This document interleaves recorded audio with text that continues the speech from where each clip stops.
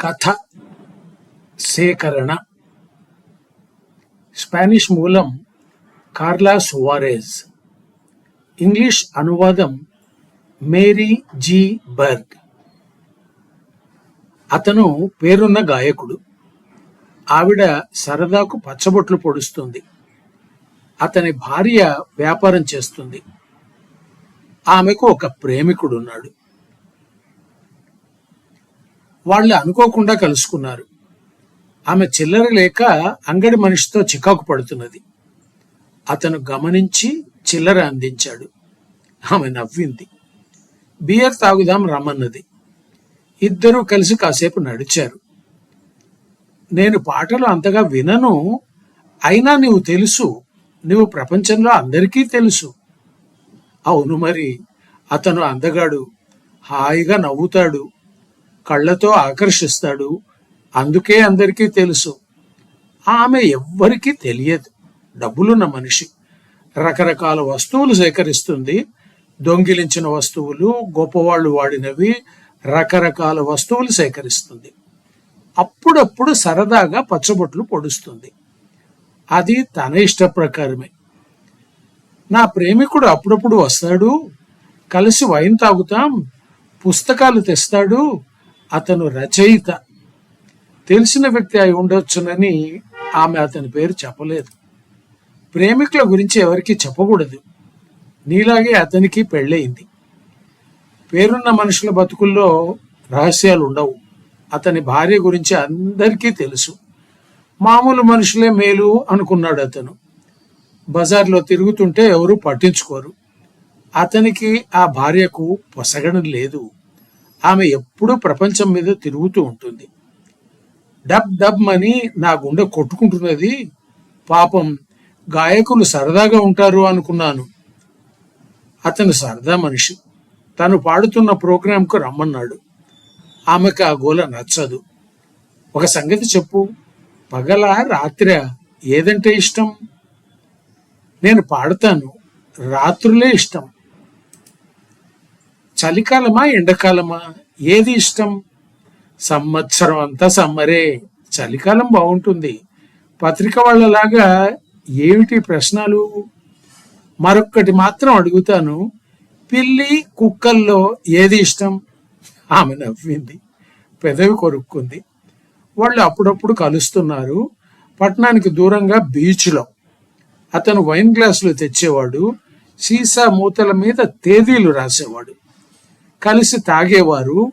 ముందు, తరువాత, మధ్యలో కూడా తాగేవారు.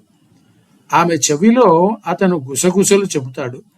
ఆమె అతడిని ముద్దులతో ముంచెత్తుతుంది. నెలలాళ్ల తరువాత ఆమె ప్రేమికుడు వచ్చాడు. వారం పాటు ఆమె కనిపించలేదు. అతనంటే నిజంగా ప్రేమగా ఉందా అడిగాడు. ఆమె నవ్వింది. నాతో ఉండవచ్చుగా అన్నాడు. అబ్బా, ప్రేమగుండే. మీ ఆవిడ వస్తే నీవు మాయమవుతావులే. అతనేదో అనాలనుకున్నాడు, కాని అనలేదు. ఆమె కోసం ఒక పాట రాశాడు. వారం పాటు వేచి చూచాడు. ఫ్రెంచ్ ప్రేమికుడు, వ్యాపారం చేసే భార్య, పాట కచేరీలు, ప్రయాణాలు. టైం దొరికితేనే వాళ్ళు కలుస్తున్నారు. ఒకసారి అతను భార్యతో ఎక్కడికో బయలుదేరాడు. అక్కడ ఆమె ప్రేమికునితో కనిపించింది. ఇతని భార్య ఆ రచయితను గుర్తించింది. వాళ్ళు ఎవరూ ఎవరిని పలకరించలేదు, పట్టించుకోలేదు. రచయిత మాత్రం ఈమె చూపుతో చికాకు పడ్డాడు. ఆ విషయం గురించి వాళ్ళు మాట్లాడలేదు. ఆమె అతని శరీరంలోని ప్రతి అణువును ముద్దాడింది. వాళ్ళిద్దరూ స్పానిష్ పద్ధతిలో ఆనందంలో మునిగారు. గుండె దడ. ఏమిటో చెప్పనా, నీవంటే నాకు ప్రేమ అన్నాడు అతను. ఆమె అతనికి ఒక కొవ్వొత్తి బహుమతిగా ఇచ్చింది. అది నత్త ఆకారంలో ఉంది. ఒక రాత్రి ఆమె మరీ సంతోషంగా ఉంది. రచయిత ఒక పుస్తకాన్ని ఆమెకు అంకితం చేశాడు. అది బాగా అమ్ముడవుతున్నది. అందులో మొదటి పేజీలోనే ఆమె పేరు ఉంది. పుస్తకం ఆమె కొరకే.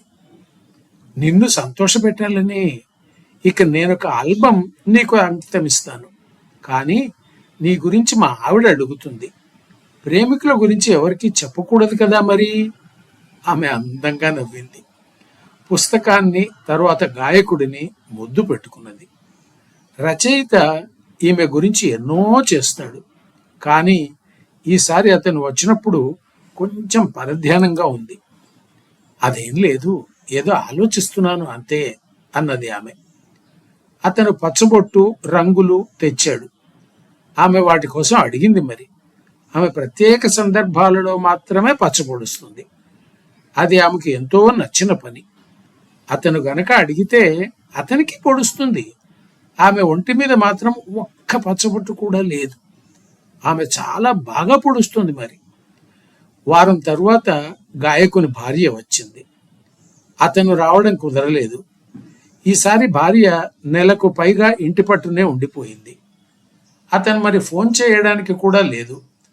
ఒకసారి మాత్రం కలవగలిగాడు. భార్యతో అస్సలు పసగడం లేదు. ఒకరినొకరు తప్పులు పట్టడం, తప్పుడు జవాబులు ఇచ్చుకోవడమును. ప్రేమ పాటలు ఎక్కువగా రాస్తున్నావు అంటుంది. ఇంట్లో ఏవేవో వింత వస్తువులు చేరుతూ ఉండడం గమనిస్తుంది. ఎయిర్పోర్ట్లో అతను భార్యను కౌగిలించుకున్నాడు, ముద్దు పెట్టుకున్నాడు. క్షణంలో ఆమె కనుమరుగైంది. అతను కారులో దూరి ఆమెను చేరబోయాడు. కానీ ఆమె ఇంట్లో లేదు. మరుసటి రోజు 2 శరీరాలు పులకరించాయి. భార్య వెళ్ళిపోయిందన్న సంగతి తెలియదు అన్నది. తనకు ఒక సినీ నిర్మాత కలిశాడని చెప్పింది. అతను రచయిత గురించి అడిగాడు. అతనికి రాడు. వాళ్ళ ఆవిడకు వ్యవహారం తెలిసిపోయిందట. ఆమెను వదిలేసి వస్తాను, కలిసి ప్యారిస్ వెళ్ళిపోదాం అన్నాడు. కానీ అది ఆమె ఇష్టం లేదన్నది. అతను సంతృప్తిగా నిట్టూర్చాడు. ఆమెను గట్టిగా ఎదుర్కొన్నాడు. గుండె దడ. పాపం, ఇంకా మనం కలిసి ఉందాం. ఆమె నవ్వింది. అతని ముక్కును ముద్దాడింది. ఇద్దరూ కొంతకాలం ఇష్టమైన పనులు చేస్తూ సుఖాలలో తేలిపోయారు. ఆమెకు సంతోషం, అతనికి ప్రేమ, మనసంతా. అతను కచేరీ టూర్ కోసం వెళ్ళవలసి వచ్చింది.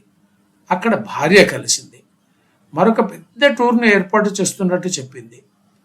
భార్య మీద అతనికి ప్రేమ మిగలలేదు. ఇక ఆమె తన కోసం వైన్ గ్లాస్తో పాటు వేచి ఉంటుంది. ఇద్దరూ ఆనందంలో అలసిపోతారు. అతను పూలగుత్తితో అక్కడికి చేరాడు. రమ్ కూడా తీసుకుపోయాడు. పార్టీ అన్నాడు. ఆమె అగరొత్తులు వెలిగించింది, దుస్తులు తొలగించింది. నేను పిచ్చెత్తిపోతున్నాను, నా బతుకు మారిపోయింది. కొత్త ఆల్బం మీద నీ పేరు ప్రపంచమంతా పాకుతుంది. గుండె దడ. పాపం, పిచ్చిగుండె అన్నాడు. ప్రేమ అన్నాడు. ఆమె చేతులతో మెడను చుట్టింది, చెవులను ముద్దాడింది. అతని తాకిడికి ఆమె వణికిపోయింది. పెదవులు మరోసారి కలిశాయి. భలేగా ఉంది, వెనక్కు తగ్గుతూ అన్నది ఆమె. ఈ సందర్భంగా నీకొక బహుమతి ఇస్తాను. అది మనల్ని కలకాలం కలిపి ఉంచుతుంది. నేను నీలో శాశ్వతంగా నిలిచిపోవాలి. పచ్చబొట్టు పొడుస్తాను. అతనిలో వింత భావాలు చెలరేగాయి. ఆనందంతో సరేనన్నాడు. మెడ వెనుక బొమ్మ గీసింది. చిన్న బొమ్మ, కానీ చాలా బాగుంది. అతను అంతసేపు మెడ వంచి ఉండి అలిసిపోయాడు. కాసేపటికి నిద్రలో జారుకున్నాడు. ఫారెన్ టూర్ మొదలయ్యే సమయానికి భార్య వచ్చింది. నీ జీవితం ఈ రికార్డింగ్తో మారిపోతుంది, గట్టిగా చెప్పగలను అన్నది భార్య. మారుతుందా? అతను అడిగాడు. గుండె దడ. పాపం, నీవు నాతో వస్తే ఎంత బాగుంటుంది. కలిసి తిరుగుతాం. పెళ్ళాం సంగతి పట్టించుకోనవసరం లేదు. నేను నిన్నే ప్రేమిస్తున్నాను అన్నాడు. ఆమె సన్నగా నవ్వింది. అయిపోయింది, నేను నిన్ను ప్రేమించడం లేదు, అది జవాబు. అతను కళ్ళు మూసుకుని తెరిచాడు. ఏదో అన్నాడు. ఆమె అడ్డుగా మాట్లాడింది. తనకిప్పుడు ఇంకొక ప్రేమికుడు ఉన్నాడు అన్నది. అతనెవరో చెప్పకూడదు కదా. సినీ నిర్మాత. ప్రపంచ టూర్ ఏర్పాటు చేసిన భార్యను మధ్యలో వదలడం మంచిది కాదు అని కూడా అన్నది. అతను నమ్మలేకపోయాడు. గడ్డం తడుముకున్నాడు. మరి మన సంగతి, ఇంతకాలం చేసినవన్నీ? ఆమె అతని ముఖం తడిమింది. లేచి నిలబడింది. ఇక దగ్గరకు రావడం అనవసరం అన్నది. బయటకు వెళుతున్నాను, నిర్మాత వస్తాడు అన్నది. అతను లేచి నిలుచున్నాడు. ఏదో చెప్పాలి అనుకున్నాడు. మాటలు పెగలలేదు. గుండె దడ, పాపం, పిచ్చి గుండె. ఎన్నడైనా నేను నిన్నే ప్రేమిస్తున్నాను అని అన్నానా అంటూ ఆమె అతని బుగ్గను ముద్దాడింది. ఆ బుగ్గల మీద చెమట పట్టి ఉంది.